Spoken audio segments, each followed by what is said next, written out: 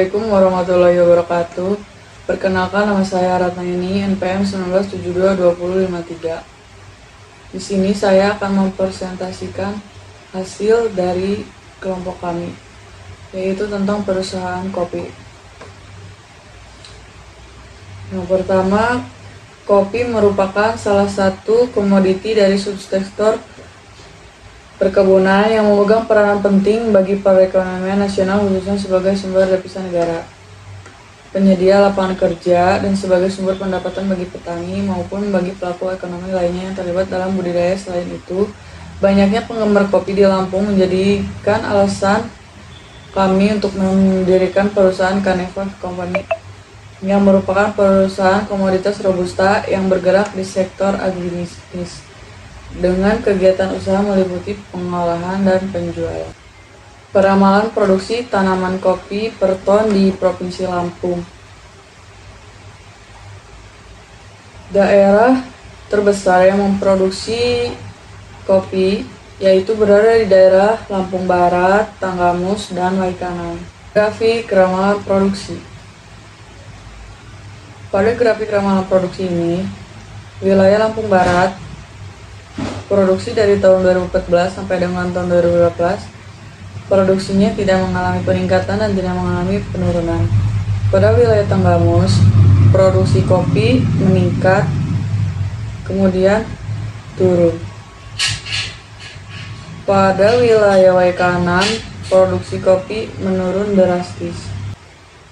Ramalan produksi.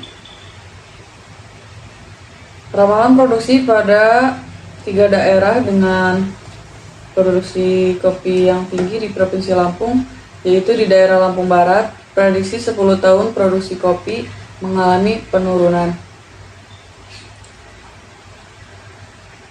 namun tidak terlalu drastis.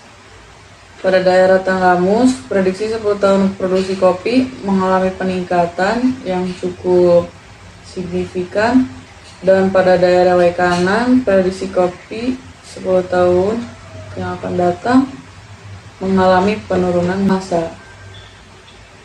Pada masa yang pertama adalah pemilihan buah kopi. Buah kopi harus dipilih atau disortasi, mana yang baik dan yang jelek tidak digunakan. Pengupasan menggunakan mesin, pencucian menggunakan mesin, grading sortasi berdasarkan nilai cacat, kemudian difermentasi. Pada diagram alir pembuatan kopi bubuk, yang pertama adalah biji kopi kering, kemudian disortasi, setelah itu penyangraian atau roasting. Setelah di roasting, kopi kemudian digiling. Setelah menjadi kopi bubuk, kopi siap dikemas.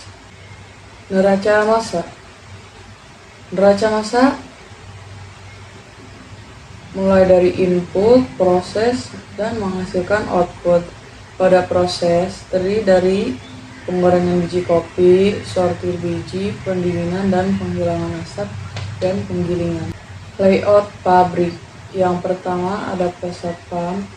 Setelah press pump, penerimaan buah. Yang ketiga ada sortasi buah kopi. Setelah sortasi buah kopi, yang keempat ada pengupasan kulit buah. Yang kelima, fermentasi biji kopi. Keenam, pengeringan biji kopi. Dan ketujuh, pengupasan kulit tandur. Setelah itu, sortasi akhir biji kopi. Setelah disortasi, biji kopi dipindahkan ke tempat sangrai atau roasting kopi.